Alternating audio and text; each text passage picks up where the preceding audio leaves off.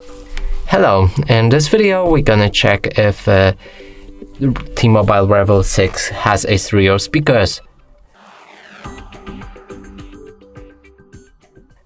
And to do this, we'll need to check where the speakers are. So on this device, on top there's nothing. Here's a phone call speaker. On the bottom we can find the other speaker, and that's basically it. Now we need to play some music, cover each of the speakers with our fingers, and if the sound is coming from both of the sources, that's a stereo speaker. If the sound is coming only from one source, that's a mono speaker.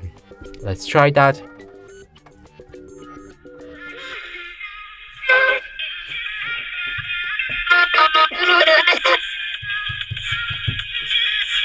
So clearly sound is coming from the bottom speaker only, and that would mean this device has a mono speaker.